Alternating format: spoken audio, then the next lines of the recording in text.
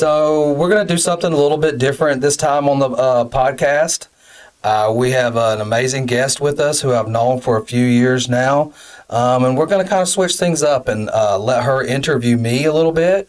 And then we'll kind of turn the ball on her and let her kind of share a little bit about her story. So we'll get started here. And Crystal, thanks for joining me. Thank you for having me. And I will let you have the floor. Awesome. Thanks, Mike. I'm super excited to be on. Thank you for having me in this awesome space. Thank you. Yeah. So just jumping in, my podcast is called And I Hate You For It, which is pretty shock value marketing on it. Yeah. But in reality, it's actually about forgiveness. So despite negative things that have happened to us, learning to forgive and move on and keeping hope and progressing in your life. So Mike Tyson's a great leader in Southern Illinois. He's leading the charge for recovery down here. I've learned so much from him. He believed in me throughout the beginning stages of my project, Breaking the Chain. And I'm super excited to learn more about your story and how you got your start into this field. And awesome. I thank you for the opportunity. Mm-hmm. Yeah, so just to get started, I'd love to hear a little bit about your story, just the beginning aspects of your life, the hardships that you've gone through. Yeah, so the beginning is an interesting part because my story has taken so many different turns. Mm-hmm. One beginning would be me growing up in South Georgia, dealing with abandonment from a father, growing up with a single mom, coming out of poverty circumstances, and then having parents who worked their way into the middle class. Okay. So obviously my mom eventually remarried to a gentleman who took me and adopted me and raised me as a father, which was an amazing blessing. But I was at a young age, I was very aware of how my abandonment by a father figure had affected me. But I really wasn't aware of it until I got older, how much that had impacted me looking back in retrospect. And then there's also another beginning where in my mid-teens, I started getting in trouble and growing up in the juvenile justice system.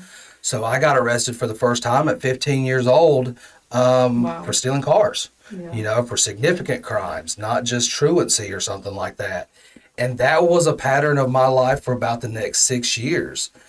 People are really surprised when I tell them sometimes that between 15 and 18, I spent a total of about 6 months not locked up in a boys program or a juvenile detention center, something like that. So that was a very unique experience growing up, which that stuff led to, eventually being a homeless crack addict in South Georgia, which was until my early 20s. And then another new beginning happened, which I found recovery. And I loaded up a trash bag full of what few things that I had and went to a program called Teen Challenge.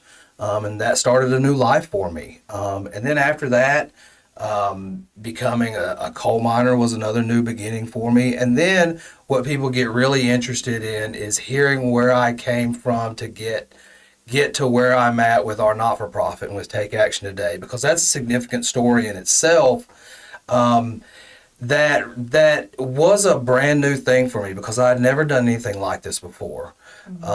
So my life has been filled with new beginnings. I think of them as changing seasons. At 46 years old, looking back, I can see where there were different seasons in my life and how those things changed and really how it has helped me grow as an individual and as a person, helped me move past some things in my past because there was a lot of trauma. The ability to move forward with life is very important. Like you talk about with forgiveness and things like that. So which one would you like to hear about? No, I definitely relate to the seasons aspect that you were talking about. I call them the highs and lows in my life. I've gone through a lot of those. And I think maybe because my childhood was a little bit more rocky, I kind of create those highs and lows for myself. I just keep it rolling, trying to break that cycle.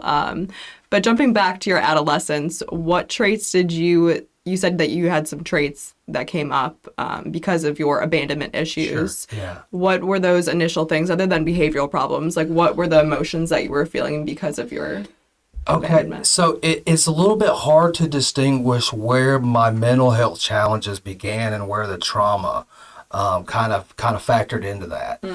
Later on in life, I was diagnosed with manic depressive bipolar disorder. And so I see how that could have impacted a lot of the emotional ups and downs as a teenager.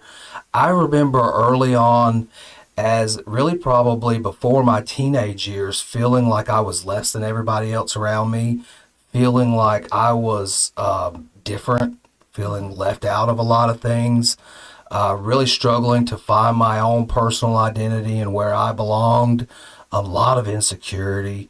Like I said, not only was it the fatherly issue, but growing up, coming out of poverty, and not having the best of clothes, but wanting those things, wanting to fit in so bad and not being able to. I remember crying myself to sleep at times as a young man, because I couldn't figure out where I fit in, couldn't figure out what was different with me and what was wrong with me. I remember sometimes just bawling my eyes out because I just wanted to be normal. I didn't feel normal inside my head.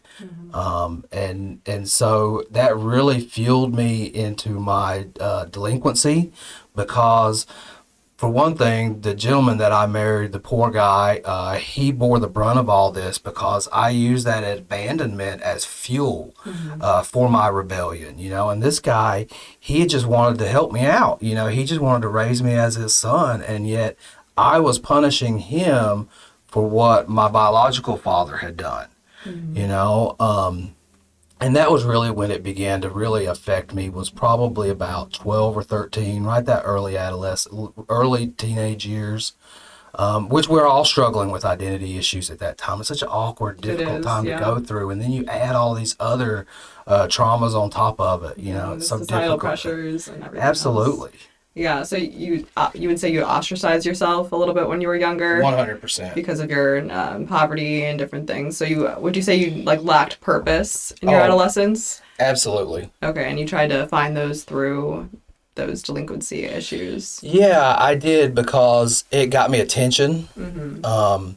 I found purpose and meaning through it, oddly enough, because I became a leader in the bad kid club, right. And so that was kind of the belonging I was looking for. That was kind of the purpose, even though it was completely dysfunctional.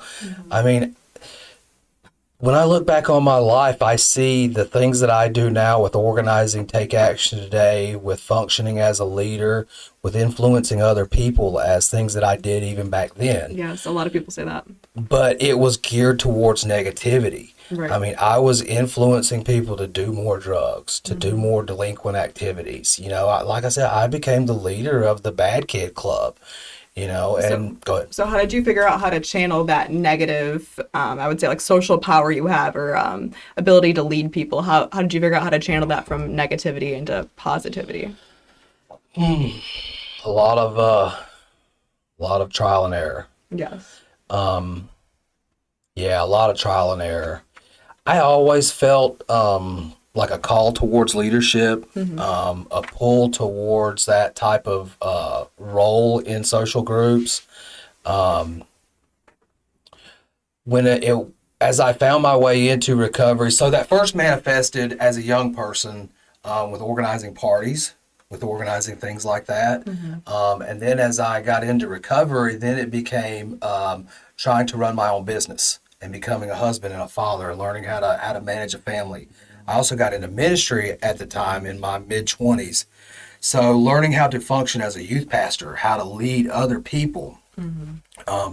Then when I entered into the coal industry, it was learning how to get certificates, learning how to go to classes, learning how to develop skills. Yeah, so it seems like you're always looking for advancements in every opportunity that you have. Absolutely. It was like a thirst. Right. I didn't understand it at the time and what it was, but it has always been like a thirst for that ability and that role, not out of an ego sense, but out of a sense to serve other people. Yeah, I get that. So you mentioned being a youth pastor. When did you start going to church, or have you been going to church your whole life? What was the role faith had? Like a lot of people in the South, I grew up in a good old Southern Baptist church, My mom and dad weren't the go to church every Sunday kind of people, but my grandparents were. So as a kid, I went to church a lot because my parents working their way out of poverty, and my grandparents watched me a lot. So I went to church with them. Got saved, said the sinner's prayer, had been baptized, but it really wasn't rooted within my heart, But a seed was planted in the back of my mind that in the worst of circumstances, God was who you cried out to. And that was the only person that could save you. So as I get to the lowest of my addiction years, I knew where to turn. Once I finally reached the end of my resources, and that was what it took, was reaching the end of those resources to turn my life over to God. And then what happens then is the only thing that you know. Well, I've got this call of God on my life, so the only thing that I know to do is to go into the ministry. Right. So I felt like I was called to be a pastor, which if you ever get around a faith-based program, recovery program, a lot of people in those programs feel called into the ministry because you get kind of caught up in the moment. You're new to recovery, so you're looking for a new purpose and a new life. The way our ego works is it always makes us feel like there's something special about us. Yeah. So if I do this, I will do better than where other people couldn't, So I got into ministry like that way, and really enjoyed it. Really started looking into leadership, how to lead other people, what proper leadership look like, not just leading people. Right. So yeah, all you need is you said you planted that seed in the back of your head, and this all you need is a mustard seed size of faith. Though. Absolutely. That's incredible. Do you think that's allowed you to continue, or I guess, made your purpose more concrete, your faith? Absolutely, it has. It keeps me aware of and makes me cognizant of my place in the universe, to where I realize that there's something bigger than myself.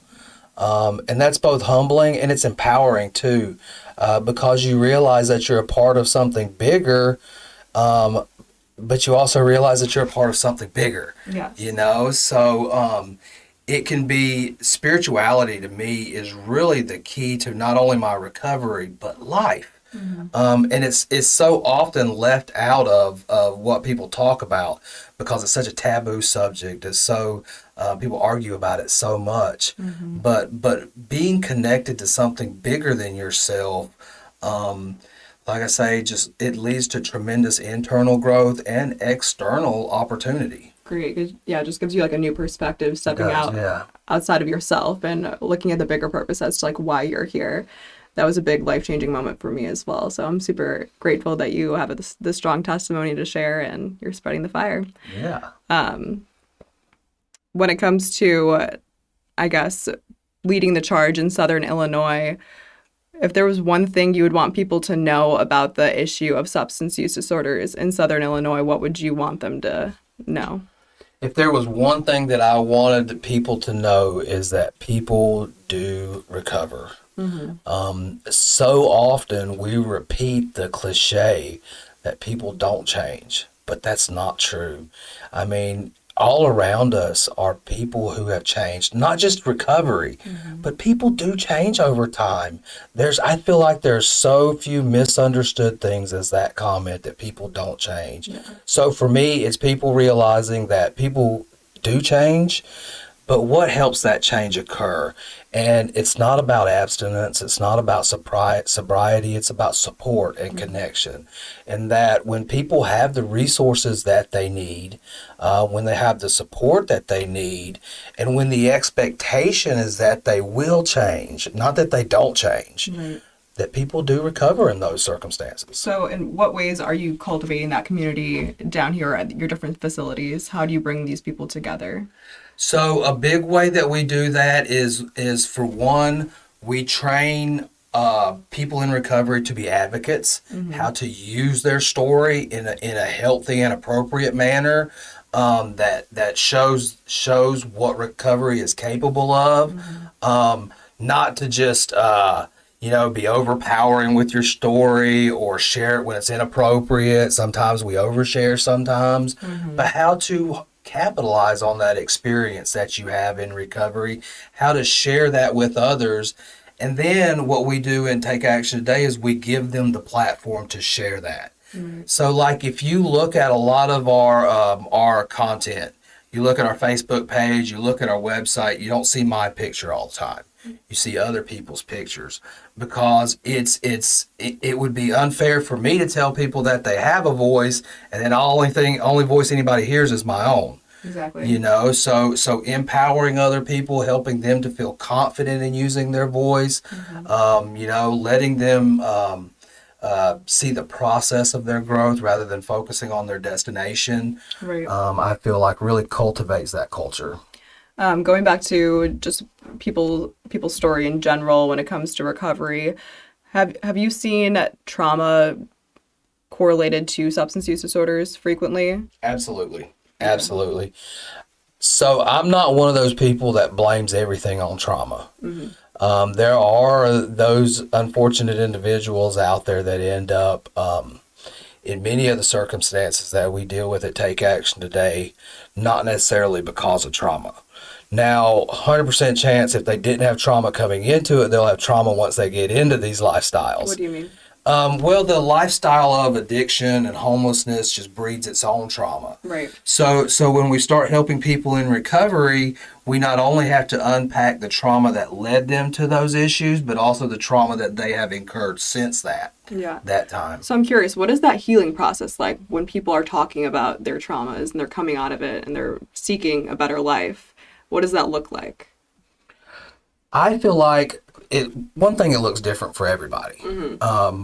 It's very easy, and I think that this is one of the problems that one of the mistakes that people make is that they compare what their healing looks like to somebody else's, Right. and think that people heal in the same way, but they don't. But what I envision that looking like is seeing life return to somebody. Seeing that color in their cheeks and the little sparkle in their eye now that wasn't there before, even though maybe some of their life circumstances haven't changed yet. But just seeing a different vigor about somebody, a different, just robustness about their life. And it looks like that across the board. Healing, especially from trauma, doesn't just make you get sober. It makes you a better employee at work. It makes you a better husband and father, Right. Wife, mother, sister, brother. It makes you better in every area of your life. And that's where the fruit is seen. One of the things that we talk about in church a lot of times is that you judge a fruit by its tree. So you look at people's lives, and when the healing is taking place, it bears fruit in their life, and you can see that. Yeah, it spreads the hope again. Absolutely. That's There's incredible. nothing more contagious. Right. Yeah. I feel like I've really struggled finding that hope again, and I've struggled with having the highs and lows, but eventually it does come back the more I, reach outside of myself. Absolutely. And I feel like that is a key component of it, right? There is that getting outside of yourself.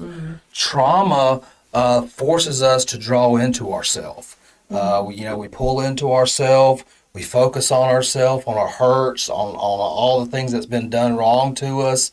As we start to heal, we start getting outside of ourselves. I have found that serving other people may be some of the most healing things that you can do. Yes. That's part of what we wrap into everything we do at Take Action Today. It's not just about somebody getting into recovery. It's about them eventually turning around to serve other people, because it's kind of like completing that cycle. Once you start serving other people, which in 12 steps programs, it's like the 12th step. You start carrying that message of hope to other people who are suffering. So service is so integral to somebody healing from trauma, from substance use, from a lot of the issues that we face as a society. Yeah, so in talking about trauma from other people, there's also some of it, there's the conscious choice of using drugs and pursuing that lifestyle that you are. Yeah. Do you ever still struggle with forgiving yourself, I guess, for those choices that you made, or have you completely healed from that, and how did that happen? At this point in my life, I think I have healed from that. I live with an abundant amount of regret until a few years ago. Even after I'd been in recovery for years, been a softball coach for a few years, sewing into other people's lives, was successful coal miner, had a good family, all of these great things. It was not until just a few years ago, I feel like, that I really came to a place where I had experienced that healing, where it was no longer an I'm a healing thing. It's you know what? I made a bunch of mistakes as a kid. I'm not that person anymore. Right. You know, that forgiving myself, for a long time before that, I tried to convince other people they needed to forgive me. But it really took me a long time to get to that place where I could forgive myself. Yeah. But I did reach that point, and since then it has been so freeing.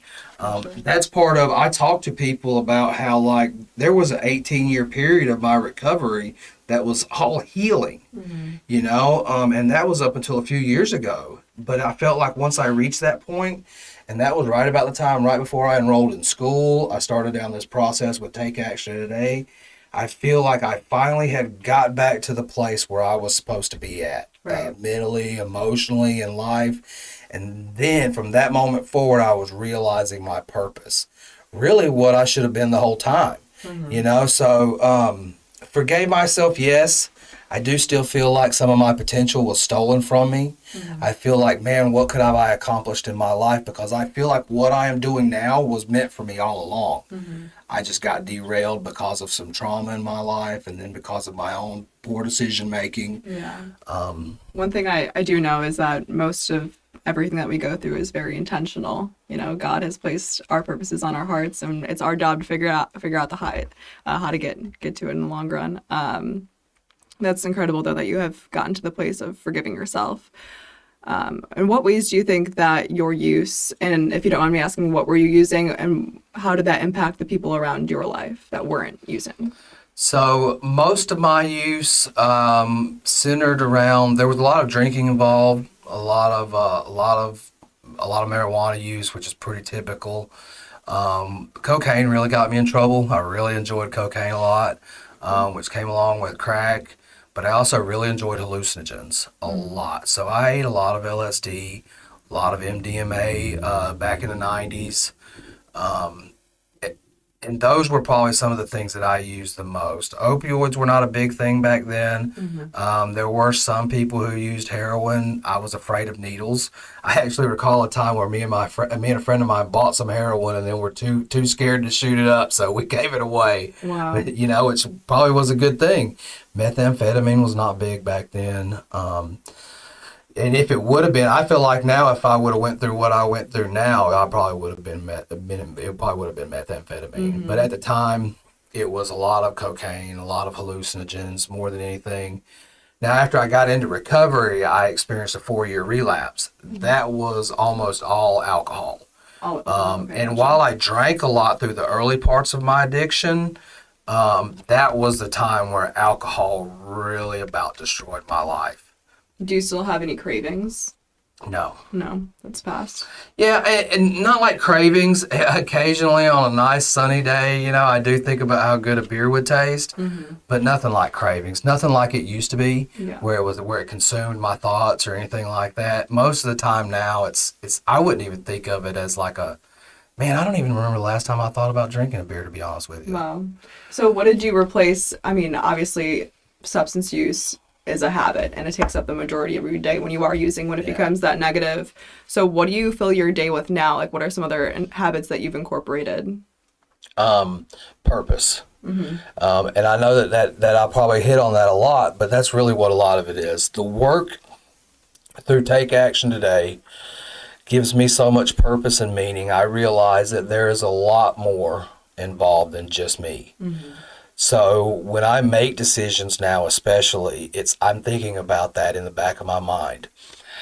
One of the first things that I recognized the first time and it's not to minimize anybody else's experiences, but I kind of think of it as coming out of the closet a little bit. Because I lived in this town. Nobody knew I dealt with those issues previously in my life.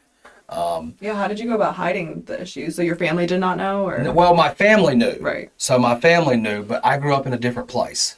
So nobody knew me here. Oh, okay. I understand. And then I kind of kept, I was a coal miner, so everybody in that culture drank, you know, so it was hidden in plain sight, if you will. But once I started talking about my recovery story, it became very obvious to me that I was no longer able to do those things. So my relationship with alcohol has been very interesting in the fact that I had maintained periods of sobriety in my life, but a lot of it looks like harm reduction. Because, what do you mean by harm reduction? So After my relapse, I maintained a year of sobriety, got my 1 year AA chip, and kind of dropped out of the recovery community after that. My recovery became going to church. Some church members drink, you know. So over the next 10, 15 years of my life, I would try to experiment with drinking. Almost like that person who is an opioid addict still uses a little bit every once in a while. Sometimes I could manage it okay and drink a few beers and go home and everything was okay. But especially early on, a lot of times it ended in disaster. Me laying in the middle of my floor trying to figure out how I was just in bad shape. Right. And I know it's really difficult for people when they go into these social interactions and, they're not drinking, they're not using. Yeah. How do you figure out how to be social in those situations? Do you even put yourself in those situations anymore? Do you go to bars? I chose not to. Okay. I do not. And so that was the big thing for me because it wasn't just the drinking. It was going to the bar. Yeah. It was hanging out at the bar, being in that atmosphere, being in the room that smells like cigarette smoke, even though I don't smoke, jukebox playing really loud, probably some really bad country music, but something about that atmosphere that I really enjoyed. Yes. As well as the alcohol. But no, I had to completely remove myself from it. So that is the key, I feel like, to what was able to create lasting change was that complete changing of my social group. So as I was a coal miner, like I said, drinking is a heavy part of that culture. As I started to make my own way and make my own social groups away from coal mining to where How did you go about doing that, making those new social church groups? Church was a big thing, making those connections at church. Then I got into the coaching softball. That was a big life changer for me. And was this for adults or kids? Kids. Okay. Kids, actually. So turns out it's not looked upon very favorably going to the bar and getting drunk before a kid's softball game. Yeah, I think so. Yeah, who knew, right? But that forced me to start, thinking about other things. Now, after work, I was no longer thinking about going to the bar. I was thinking about my practice schedule, what I was going to do. And then because I am, a person who has experienced addiction issues, I don't do things like normal people do. I go full steam into things. So I did that in coaching too, and it took over my life. It almost became unhealthy sometimes. I was never that overbearing, yelling at my kid. I mean, I have yelled at my kid, but not that kind of parent. But it became just a little bit too much. And there were a few times my wife had to reel me in a little bit. And she's like, hey, you're taking this a little bit too serious. Let's back off just a little bit. You hit on an amazing point, though. You almost develop like a superpower when you go into recovery, I think. Yeah. Because you can go all in on all these different things now. And you become addicted to them and you can become an expert on it. Yeah. Yeah. And it's a lot of fun. Yeah. So what makes the difference between what we think of as addiction and what we think of as being driven? Right. It's oftentimes the same mechanisms can drive both of them, and if you're not healthy internally, being driven professionally can cause just as much damage as drinking all the time. Do you think that's the key factor, just like where your mental health is at Yes. when you have that drive? Yes. I believe I'm a big proponent in mindsets. Yes. And believe that really frames our world around us. The difference between me drinking socially and me drinking to feed that addiction craving, Hard line to draw. that's probably a terrible analogy. But the reality is like I say, that same consumption of who you are that alcoholism does, it can become, we can see that people do that with exercise. Yeah. To where people That's me for you. to where people move into that dysphoria of that body dysphoria, to where they're no longer happy with the way their body looks, and it actually becomes a mental health crisis at that point. It's actually extremely popular right now with social media. It's just like it's on track, and everyone is like hopping on this trend of working out insane hours every day, and becoming addicted to like their health. Yeah. Going back to mental health though, and your mindset, you said that you have been diagnosed with manic depressive bipolar disorder. Yeah. Do you get treated for that? Or do you take medication? I no longer take any medication for it. I don't even think that they use that diagnosis anymore. Okay. So the mental health landscape has changed on that. I think they still use bipolar, which is funny because I am a professional in that setting, but I just don't hear it referred to like that anymore. I was actually diagnosed bipolar at 12. Yeah, yes, so that's probably about when mine started, was about that age.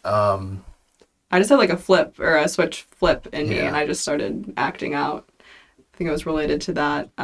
Would you recommend people taking medication? Absolutely. So I have taken medication at different periods of my life. I have not taken it in recent years, but my own mental health and where I'm at in life has not created the need for it. Right. But there were periods in my life when my life, such as the relapse I'm speaking about, part of me getting things back on track was I went and started getting medicated, started taking my medicine for what I was dealing with. And that takes a part of brutal honesty when somebody, you have to sit down and realize that I can't beat this in my own power. Not just from a spiritual standpoint, like with addiction, but literally my brain is fighting against me. Yes. And I can't beat this thing myself. I need help. That was me. A lot of people will refer to medication as like cheating in a way, which I don't agree with. But getting over my Adderall addiction, I had to start taking antidepressants to end that in myself and just be able to live a functional life. Do you still get therapy or? No, not currently. Okay. But if I had to, I would. Okay. Yeah, and that's really unfortunate that people have that viewpoint on things like that because, man, it's not cheating. For one thing, man, studying psychology has really, when we talk about forgiving ourselves, forgiving myself, learning psychology, learning about how not all of it was about a decision that I made, that my biology, my actual physical body was fighting me on some of these things. And realizing that it wasn't just a moral failing on my part, bad decision making, that was a factor, but it wasn't all of it. That I actually had this mental health challenge that was making things harder. Yeah. It became easier to forgive myself then because it wasn't just me. While it was me, it wasn't like me. It wasn't all on you. Yeah. It was your brain chemistry and physiological function. Absolutely. It was trauma that I had experienced. It was, do you know what epigenetics are? I don't know. So epigenetics are physical expressions of genes that might not be expressed until interacted with by environmental factors. Okay. Like we have somewhat ticking time bombs within our DNA, that may never get expressed in our life. Disease, mental health challenges, things like that are recessive within our genes that may never be expressed, may never manifest until there are certain environmental interactions. They're triggered by something. Yeah. So environmental stressors play a lot of that. What kind of diet does a person eat? How are those foods interacting with their mental health? Our gut biome is connected to our nervous system and our mental health. That's an incredible point that you made. I feel like my life started changing for the better when I focused on my health first, when I started working out, when I started eating right.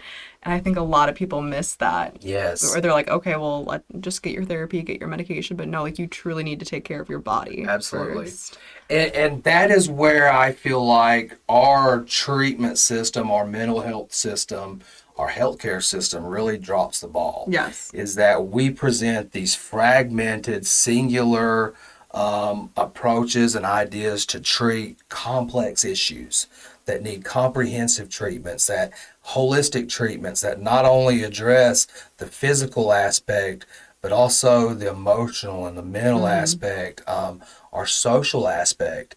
What good does it do me to get sober if I can't relate with anybody else in life and every relationship I have is all a disaster because of me? I had to write a policy paper at the end of my internship at the state capitol in Illinois, and that's exactly what I hit on. There is no one size fits all. There's no one solution to this problem that we're facing, the epidemic.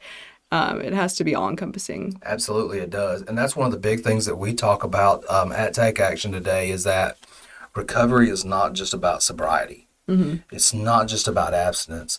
And when we focus on those things, we miss so much of what helps people get healthy because the food that I eat has a very important role in that because certain foods trigger cravings for drugs. High sugary foods with processed sugars, Oh, wow. starches, these I didn't know things. that. yeah, these things trigger our body to crave substances. But also, when we don't feel good physically, it impacts our mental health.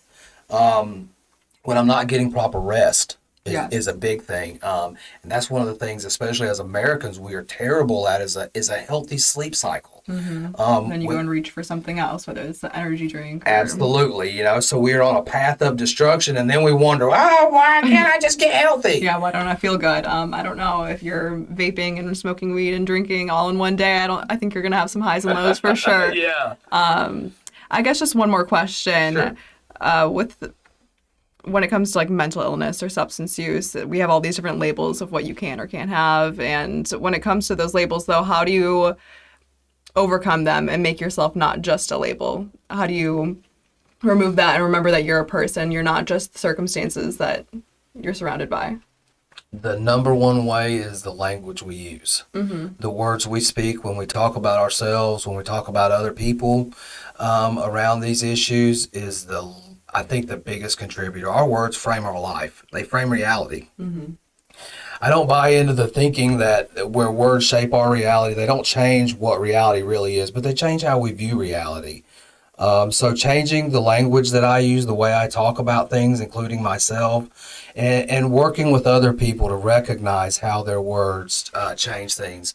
When we talk about, we call it using person-centered language. When we talk about a person with a mental health diagnosis, do we mention the diagnosis first, or we mention the person first? Yeah. Can you give me an example?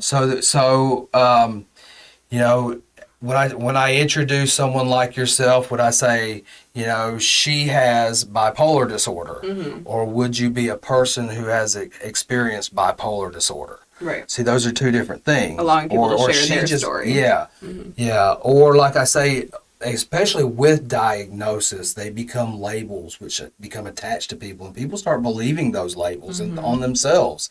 It's all when when we place people, when we place their names, or just the word person in front of something, it puts the focus on the person who has these things rather than this thing being this person. And it really reframes things in a positive way. That's incredible.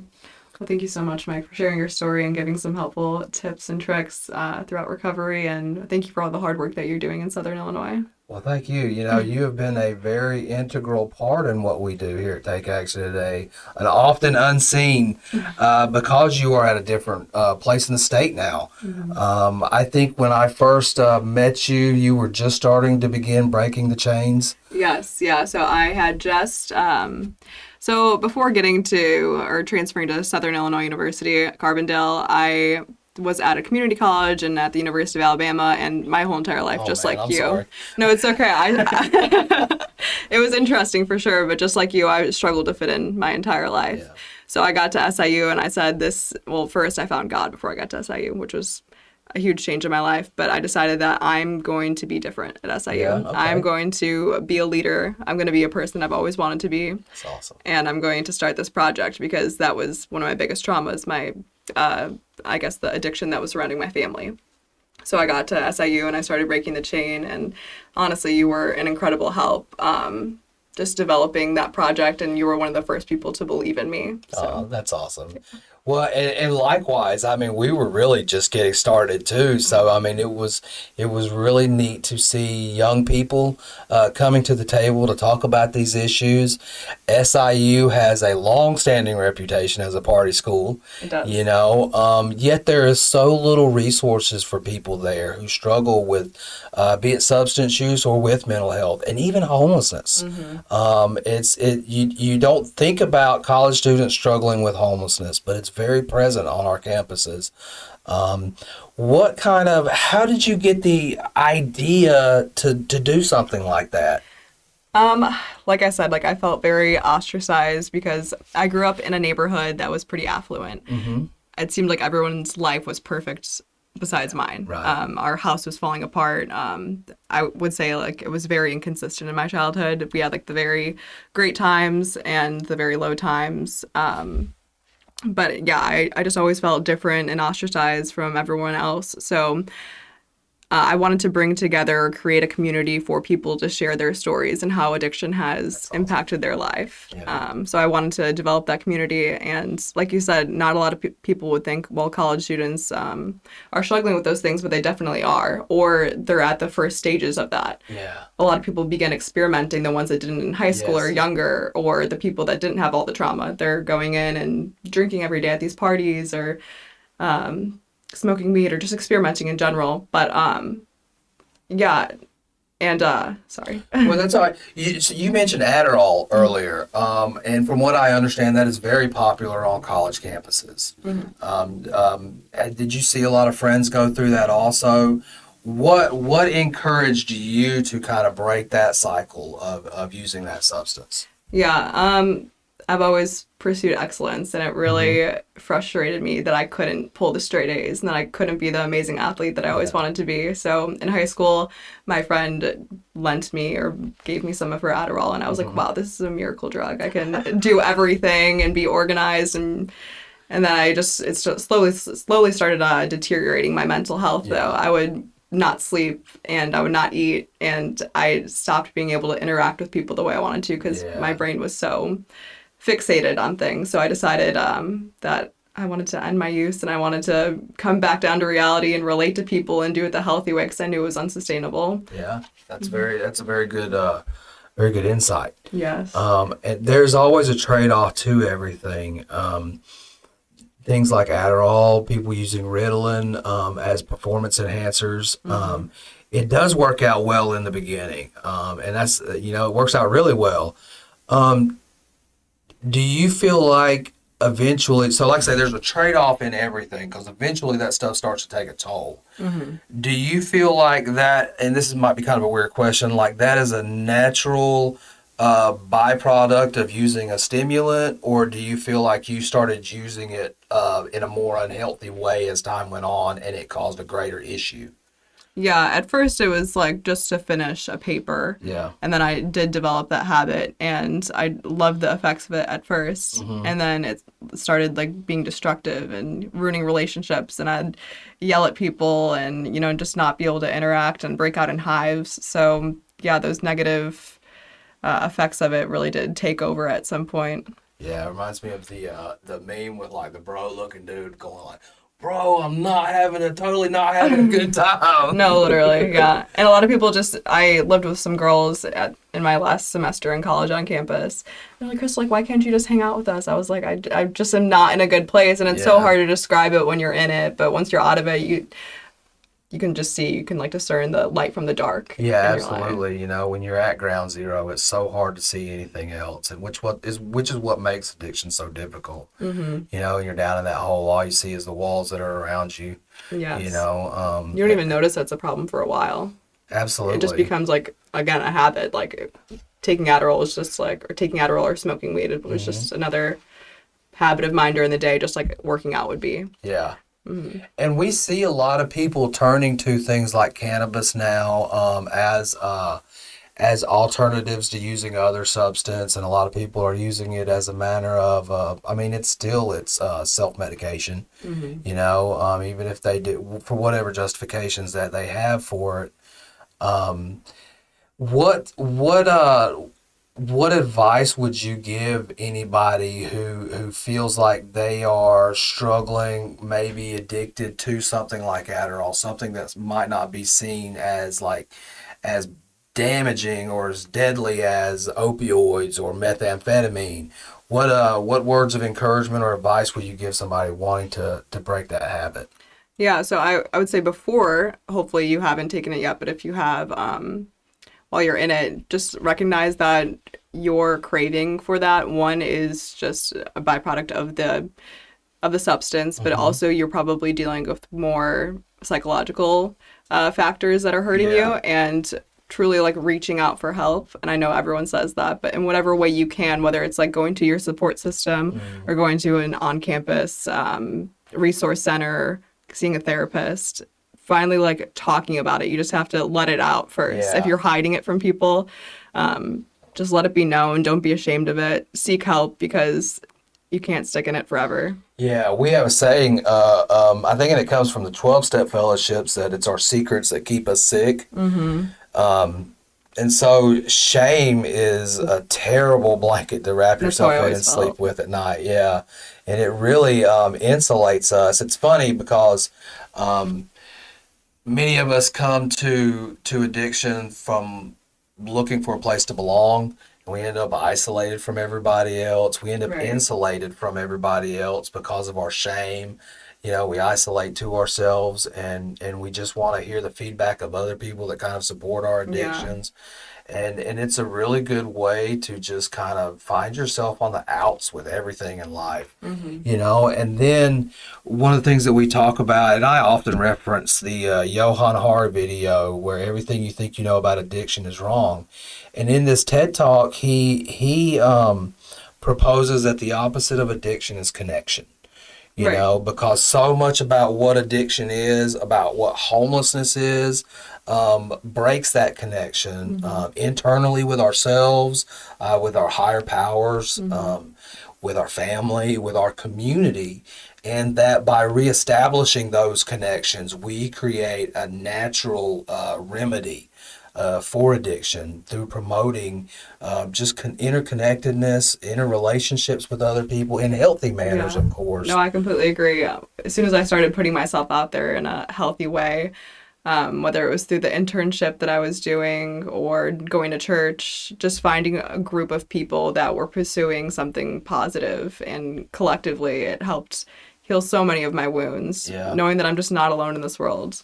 When you were ready to finally break the chains of Adderall, do you felt like you had the resources and the support that you needed? Were they available to you on campus? Definitely not, no. I tried to go, I went for therapy, and I went once or twice, and I just didn't feel like she was understanding what I was saying. She was just like, well, why don't you just stop taking it? Like, recognize that it's not good for you, obviously. Yeah. But I just needed more. But at the end of the day, like, I really don't think any resource, one singular one, could have helped me. Right. Like, it was more so that internal of like, you have to choose when you're done. And I Yeah. had to say, okay, I'm done and I'm ready to move forward. But another big factor that influenced that was when I was at my internship, and I encountered so many different mentors. Yeah. And the general theme was that you are here in the public works, and you need to set the example for people. Yeah. That you can't have these addictions. You need to show people that you are a leader, that you need to like restore the faith, restore hope, and you want to make our state better, not worse. That's awesome. So this internship was very impactful in your life. If you don't mind, share with us a little bit what that was like, and how that impacted your life. Oh my goodness. And kind of, like I said, you don't have to give anybody's names or anything, but just kind of share a little bit about what happened, say, you know, like I say, post-graduation, or you getting into that internship, and kind of where it led you to where you're at now. Yeah, I think that was such a defining moment for me. The second that I found out I received the internship, I was like, wow, someone believes in me. They're allowing me to go work for the government. I don't know anything. They asked me, like, what policy issues are you passionate about? I was like, what is policy? I don't even know what you're talking about. But yeah, getting there, it opened my eyes to everything. I went there with the intention of figuring out how I can help people in the best way. And I'm still in that journey right now, going from my internship in the Illinois House of Representatives Speaker's office to then going to the governor's office as a budget analyst. I just am still trying to unpack, like, how can we best help people in the state? And I went to the budget analyst role because obviously money is a Yeah. huge factor for resources, even like for Take Action Today, Absolutely. providing grants, and just developing an expertise on the state system. The reality is that where the money goes, that's where all of the work goes. It really does. You know, and so, I mean, we can cut this part out later, but if you see our name on something, just write an extra zero behind Okay, it. for sure. You know, but no, that's a very interesting perspective on it. For one thing, that's a very powerful place to get an internship. I mean, Yes. the Illinois House of Representatives Speaker's office is a very powerful place to be, around very influential people. What did that feel like, going from, you know, rural Southern Illinois at SIU to now you're in the capital of one of the largest states in the country, one of the most dynamic states, with the contrast between Chicago and the rest of the state. Yeah, just like you, I've always had that thirst and that craving to succeed in life. Yeah, and I was that's always awesome. reaching for it. I still am. But once I got there, I was like, wow, this is what I've been waiting for my entire life. Like, I'm interacting with these people. It was such a motivation. Had some heartbreak with the different things that I learned about in state government, things that I had always heard about that was broken with the political system, and Yeah. definitely saw that there. But just seeing that process, how people come to those influential places, it was Absolutely. incredible. Absolutely. The one thing that I never imagined in any of my wildest thoughts about Take Action Today or any of this is finding myself on the state stage. So I serve as the co-chair for the statewide Recovery Advisory Committee. But I am in other meetings because of that role with people that, one thing, I'd never heard of or had only read their name as director so-and-so of whatever division. It's so confusing. It is. It's it's hard to imagine on the outside the level of bureaucracy. I mean, we joke about it, but there's really so many layers of bureaucracy that the left hand does not know what the right hand is Right. doing and will sometimes work contrary to the right hand. Yeah. In some ways, though, you can't even, a lot of people just want to place the blame on the politicians, but these systems have been developing for Yes. so long, and it's so hard to break them after they've become, I mean, people always expect services. You want your streets plowed, you want your garbage picked up. So, like, having those expectations, like, it's going to lead to a very complex government. Yes. But actually, going back to what you said, you're on the state stage. I'm now working with the Illinois House of Representatives again, and we're working to get a bill passed that will hold, like we talked about, a statewide conference for all the different recovery leaders throughout the state and That's bringing together awesome. those resources. Yeah, so that's on the docket this year, and I'm hoping to get it passed. But That's amazing. I oftentimes get kind of, I don't know, I get kind of chided a little bit because people tell me, because when I get around, I feel like, and maybe it's a small town mentality or maybe it's insecurity or whatever, but I get around other people such as yourself and hear that where they're moving in these big, powerful spheres and shaping policy, and that's such an amazing thing. And I feel like, you know, like I just feel like there are people doing so much greater work in that policy sphere. yeah, And no, I know it's not to demean what Yeah. I do, but it's like a different level. You know, it's a whole different thing because I don't think that people on that level can do what I do with the community organizing aspect of it or some of those things. So I don't mean it like that, but it always blows my mind. Like I talk to some advocates and they're working on policies with policymakers. There are bills up in our state to put more harm reduction supplies and resources out there, more medically assisted treatment. You know, the state is going through its opioid response plan right now. Right. I serve on a couple of those boards, and seeing these things. I work with somebody, and they're working on a recovery-ready workplace initiative Wow. where jobs or where employers will get a tax incentive to hire people who will disclose that they're in I recovery. have heard of that. Yep. You know, and so many of these, and when I hear these advocates talk about these things, to me, it's like, man, you guys are so on such a different level than what I am. You know, We And definitely need both aspects. absolutely, though, yeah. it takes all of us to make this thing go 100%. I've always struggled with the aspect of connecting with people on the individual level, trying Yeah. to help them. I don't think I could ever do the work that you do in that Yeah. sense. I'm more big picture, and Yeah. we all have different assets, and it all comes together, and hopefully we can make that positive change. Absolutely, and I think that is such an important perspective that gets lost a lot of times with today's political rhetoric. And it takes all of us. You know, the body of Christ, if we can use that type of reference, is so diverse. Everybody has a part. Right. You know, I don't want everything to be a hand. I don't want everything to be a foot. Definitely don't want to be armpits. You know, but it takes all of us to make change happen and to improve what's going on. And our state is a mess. Yeah. And it's so complex to unravel that it takes a bunch of us working in a lot of different directions. One of the things that I'm working on right now is a work group in our advisory committee, pulling together advocates from all over the state because when large political systems move, they tend to move without, I don't want to say it's without thinking, but they have to move anyway. All the little ramifications of what they do. So our state has really gone all in on recovery in the last few years. I'm very proud of where our state's gone. But it's very disjointed and lacking focus. There's not cohesion in our state. In the role, what we do, there's completing roles. Other places, like in Chicago, they're using different certifications and roles. So one of the things that I'm trying to figure out with other advocates from across the state is how do we pull all that into one cohesive plan? Right. Because if we leave things disjointed like they are now, the people who we are trying to help, which is the people in our communities, they're not going to get the help they need. One thing you guys really can do is develop like a lobby day, which is something that you can do without any bills passed or all the complication. You can bring together all these different organizations that you are connected with and decide to go to Springfield one day and make some noise. Yeah, hold up your signs, talk to your legislators, talk to your individual state representatives, because your voice is impactful. Yes. Most all of the politicians I've met and know, they want to help the people. Yeah. That's why they're in that role. But they can't know everything. They're not experts. So when there are inefficiencies and inequities, you have to bring that to their attention. That's what lobbyists do. That's what the people do. And absolutely. One of the things that I talk with my students in our CRSS Success program is that they're going to be advocates and that they are going to work and influence changes in a lot of different systems. But to realize that those systems really are there to help people. They are. The people involved in them are there to help people.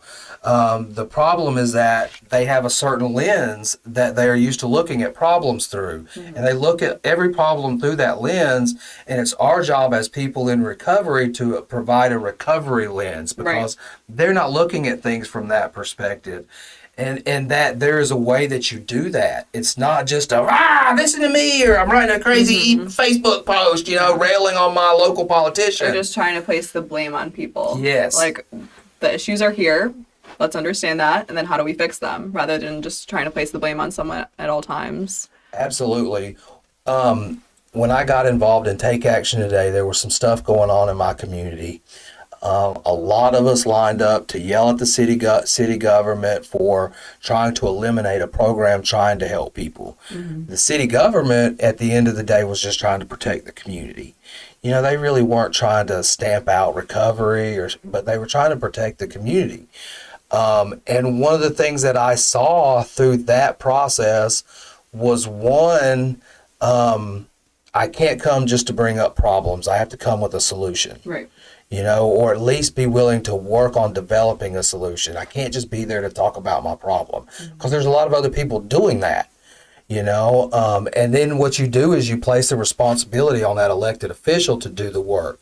But if I come with solutions in mind, with an open hand, willing to work with that public official, it's a whole different ballgame then. Like you said, it's all about communication. It's how you present that. Yes. It either can be negative right out of the gate, or you can present it as something hopeful. This will positively impact the community by making this adjustment, rather than just saying, look at the mess you created. Absolutely. Absolutely. Because they see that.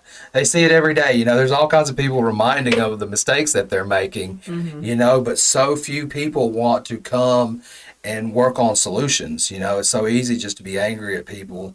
I talk with our students about understanding the difference between being an activist and an advocate. We need both of them. For one thing, somebody's got to be out there fighting. Unfortunately, change just doesn't happen. Somebody's got to get out there and fight for it a little bit. But activists tend to stand outside the glass houses and throw rocks at it. Advocates go inside the house. They learn how to change the system from the inside out. And that's what we want to be at Take Action Today, is advocates, to build bridges, to help connect people, not to alienate people, and then affect that change from the inside. Because the idea isn't bad, it's just the way it's been implemented in the past.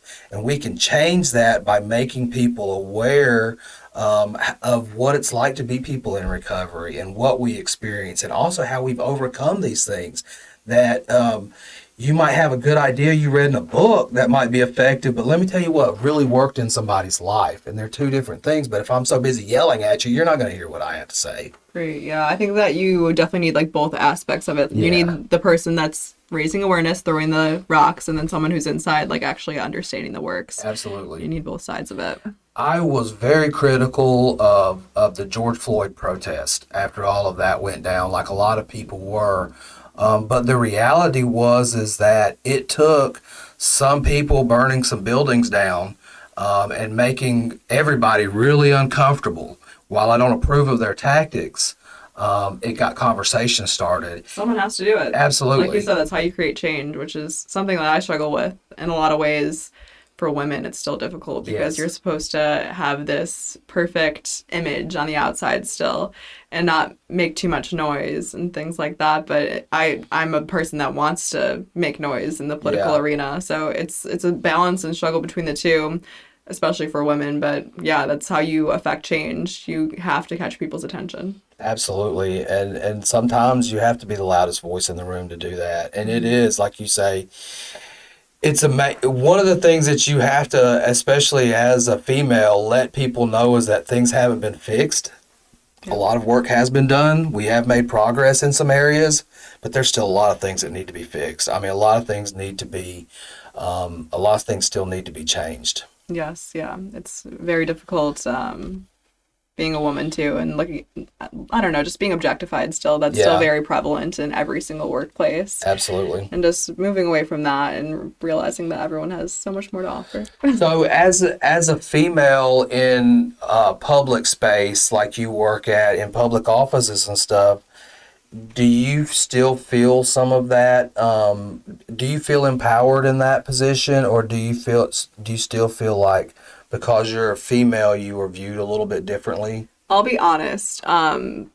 Being a woman, being young, being decently attractive, like, it draws attention automatically. Yeah. So I think the hardest part is, I guess, channeling that from something negative and objectifying and looking at me just for that to something positive, and recognizing that while, yes, I'm a woman, I also have this great intellect and I have a lot of ideas, and I want that to be brought to the table. And I know that's not just me in the workplace, and there's other interns and other women that will come after me, and I think we do need to keep voicing that opinion. Absolutely. Especially where you talk about, do you feel like the age thing is a significant hindrance? I feel like we hear a lot about younger generations to where it's like we already set the bar against these people. Do you feel like you experience some of that? Ageism, 100%. Yeah. I'm so lucky, though, that people have taken these chances on me. Like, I am a district director now, and that's unheard of at 22. Wow, that is awesome. Yeah, and, but yeah, a lot of times I feel that people don't take me as seriously because I am 22 years old, and they always like pointing that out in conversations. I'll say, like, my uncle went to that high school too, and they'll say, like, oh gosh, your uncle, like, you must be so young. And I guess ageism goes both ways, though. Yeah. I think people are far more capable than we realize, and that's, like, one issue I don't think society has really looked at too in-depthly. Like, removing the, I guess, stigma of a person's age, looking at them more for their assets and where they're at now in life. And, ageism is, especially at a young age, is an interesting thing because we know that the brain doesn't stop developing until mid-20s, but people before that are capable of like yourself, are capable of so many amazing things, so how do we respect all of those different aspects? It's a very tough thing. We have made a lot of progress in a lot of those areas, especially with women, with minorities, marginalized populations, but we have so much more work to do still. Yeah, it's never ending. It's sad, but it's also exciting because there's still more work to be done. There always will be. Absolutely. One of the things I tell people, and sometimes I say it too much, but I got this phrase, and it's from a Batman movie, but I believe Commissioner Gordon, I think it is, that says, something about living long enough to see yourself become the bad guy.